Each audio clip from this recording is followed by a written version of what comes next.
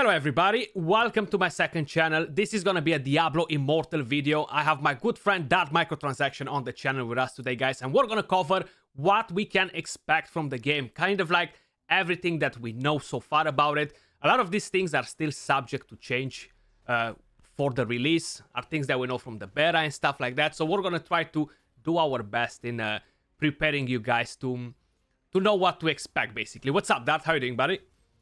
Doing pretty good, man. Today's been a Diablo day. We've been talking about Diablo Immortal all day today.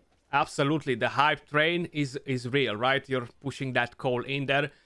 I'm going to leave his link in the description down below, guys. So make sure you guys head over and subscribe.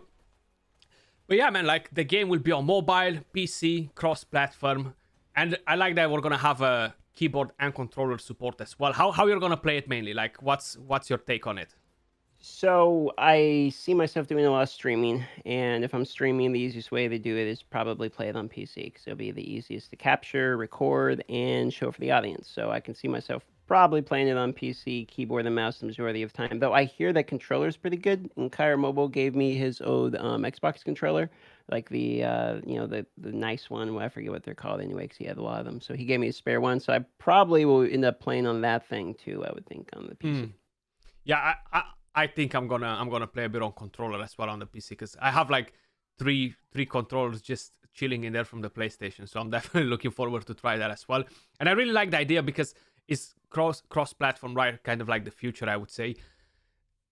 From what I understood, like literally, let's just say we're in a dungeon run or something like that, and basically, if I gotta go from home right now, I gotta close my PC. I'm gonna be able to pick up the phone, go into the game, and literally start playing exactly where I left it when I closed the PC. Yeah. So I really like the idea of that. Cross-platform. Yeah, fully cross-platform. So people that play games like Genshin Impact will already be familiar with this and know kind of that the PC and phone client typically run pretty smooth together in most of these games. Shouldn't be a problem. They'll use and it's nice that it's on Battle.net too. You don't have to do like this whole separate launcher. It's just built into Battle.net. Definitely. It's pretty good as well that the game is kind of catering for hardcore players and casual players at the same time with all their systems that they have in the game. So definitely looking forward to see if they're gonna keep most of the things like this, what they're gonna change on the release.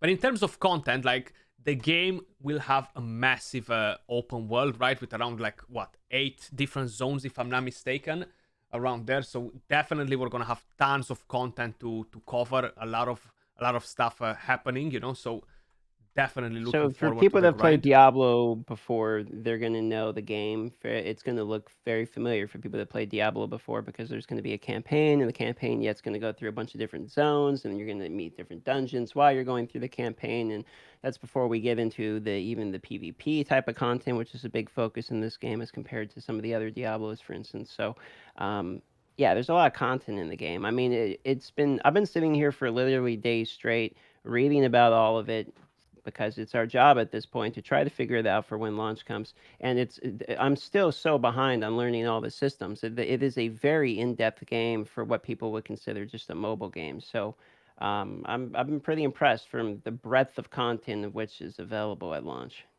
Yeah, definitely. Like the game will have a solo content, multiplayer, will have clans, factions, tons of different classes as well to start with early on since launch, PvE content, PvP, we're gonna have a PvPe, so it's gonna be tons of stuff to cover in, And talking about the classes, like we start directly with 6 different classes, which is pretty dope, right? We have the Barbarians, we have the Crusader, we have the Demon Hunter, the Monk, we have the Wizard, and your favorite, we have the Necromancer right here, which Necromancer, yeah. I know that's gonna be your baby there. Another thing that I think it's pretty fair to say, right? Like all the classes are pretty equal in terms of power. It's not like one of them dominates the rest and everybody's gonna pick that class while another class is gonna be completely rubbish, and nobody wants to play that. So I feel like they've done a pretty decent job with that. What do you think about it? Well, I think kind of their goal is to have it be evenly balanced, but the thing is, it depends upon what you value as a person, because you have to understand Diablo is a game that there's both like what they call 0 DPS builds or Z DPS, And those are designed as literally just support builds so that the other people within your party are doing more damage or sustaining more. So that's a common like meta thing in Diablo. And in this game, there's definitely going to be classes that are more support. Like I'm going to be playing Necromancer, and the Necromancer is definitely going to be more of a supporting type of role as opposed to like Demon Hunter, Wizard, even Barbarian, like these more DPS type of classes. But it doesn't mean that it's a worse class. And I think that that's kind of where there's a misunderstanding for some people when they come into the game. There's going to be a lot of like, it doesn't do the most damage, it's garbage. And then they're going to fail to realize that it's the supports behind them that are like are helping them do that type of setup. Anyone who's played a MOBA knows the person who's like, look at me, I'm the star player, but there's like 4 supports around them, like making that person pop off, and that person doesn't recognize it. There will be a lot of that in this type of game as well. Yeah, I definitely agree on that. It's gonna be pretty complex, and people that they're not very familiar with it, they're gonna have a. It's gonna take them a bit of time to adapt to everything, you know. Now moving over to PVE content, right? Like what we can expect out of it, because there's tons of things to cover in there as well. Like any other game, we're gonna have our dailies to complete, right? We're gonna have bounties that we can pick up as well. We're gonna have the battle pass quests, which are definitely adding up a bit of a grind and extra fun grind, I would say. Like this, it seemed like was pretty good value and all that. So that's definitely gonna keep us busy. But in terms of dungeons and stuff like this, we're actually gonna have around 7 dungeons, if I'm not mistaken, right? Different gear Right. sets, basically. I think what I'm most excited about there's a lot of PvE content and we could Mhm. go through and list them all, but I think the one in particular that I'm really excited about is the Heliquary bosses. And once you unlock the Heliquary boss, I forget what level exactly, but it's locked beyond some quest progression, so Mm. you're going to want to go through and do the stories your first thing. But these bosses, they say every month they're going to be coming out with a new one. They said in their closed beta learnings that they said that they want to make sure the bosses are new and fresh, so there's always going to be a new boss every month. And that's a pretty good pace of progression. Just to have a new boss every month at a minimum is kind of something I'm excited by. But also they're raids where it's like 8 players, so that's when you get a party up with the most amount of people for PvE type of content other than war bands. So I think that just in particular, that's what I'm excited for the most is the weekly bosses. Yeah, that's definitely something that I'm excited for as well. Like kind of like getting on a raid and start wrecking some bosses. I feel like it's gonna be very specific on mechanics. You're gonna have to be well organized and well on point with your crew in order to take down the bosses. So I'm definitely looking forward to that. I was such a massive Destiny fan, you know. So the raids in there, they were amazing. So I'm definitely looking forward to something like that as well. But talking about the dungeons, right? Because we're gonna have tons of different gear sets and stuff. Some of them will be giving you better XP, will be giving you better loot. So you're gonna have to be on point with that as well to know what to farm early on. So we're gonna cover this probably in another video, guys, in the future. But we have quite a few of them. Definitely looking forward to start grinding on, and yeah, we're gonna spend tons and tons of hours grinding them non-stop, guys. You know, that's kind of the way it's gonna go. That's the point of this game. I mean, if you don't like grinding in games, like being able to slowly make your hero stronger and stronger and stronger and stronger over time by, grinding, putting it together, it's not going to be the game for you. This is definitely the type of game where it's like, yes, you can well, no, you can't well and be the best. You have to well and play the game. Like you have to do both because there's a significant amount of things that you can only do by just going out there and grinding them. Like pretty much all of the pay to win comes from legendary crests, which is from doing rifts, which means you have to literally do the rifts like anyway.